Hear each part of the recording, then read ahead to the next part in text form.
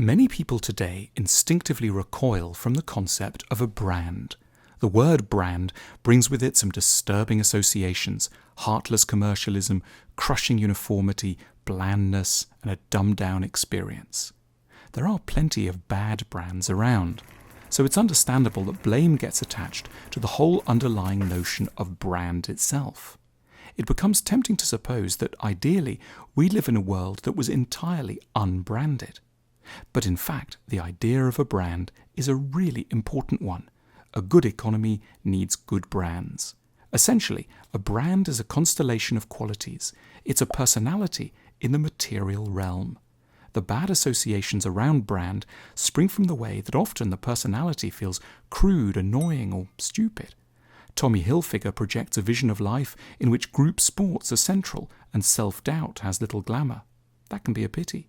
Consider by contrast how in the early part of the 20th century, Virginia Woolf and her family and friends created a brand, known today as Bloomsbury, that stressed the centrality of conversation, flowers, flowing garments, and sexual experimentation. A brand where group sports and cheeriness had very little glamour.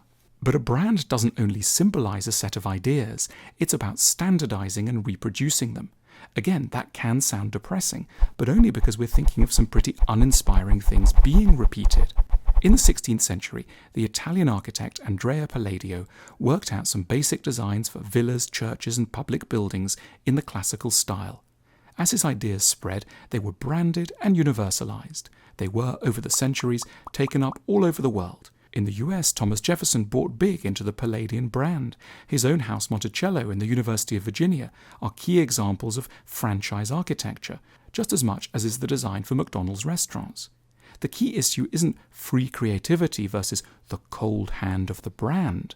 Rather, it's between a good, wonderful, inspiring brand like Palladio and less impressive burger brands. Brands help to overcome the unreliability of individuals. The brand offers the template and the rules so that you don't need to be a genius to bring about something of genius, which is very good news because there are very few geniuses around and we don't want good things to have to depend on such a rare phenomenon. Most brands have logos. The logo is a visual cue that immediately focuses our minds on particular qualities that we can expect of the location or object that carries it. Again, logos come in for great criticism. They seem to be everywhere and to ruin the skyline. But it isn't the logo that's the problem. Once again, it's the underlying qualities that the logo is representing. For many, the Christian lamb is a deeply cheering logo. Ideally, the aim shouldn't be to eliminate brands. The big goal should be to elevate the concept of a brand. We actually need and hugely benefit from good things being developed as brands. We need more good things to shift from being, as they are now, cottage industries to being global brands. For example, it's a great pity that the British psychoanalyst Donald Winnicott, who died in 1971, remains just one individual who gave birth to a few books and lectures that coloured the education of present-day psychoanalysts, rather than, as should have happened, a brand that would outlive him, complete with centres, films, logos, perhaps restaurants, and a clear ideology to communicate to the world. The amoral approach to economics and business says that a good brand is simply a brand that's strong and popular. It doesn't matter very much what the content of the brand happens to be. By this way of thinking, Krispy Kreme is a great brand because of its global success in getting people to eat flavoured, fattening donuts.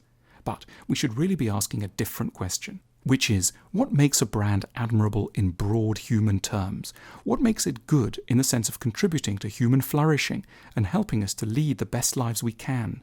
A good brand is one that's built around a set of genuine virtues. We need a lot more of those brands.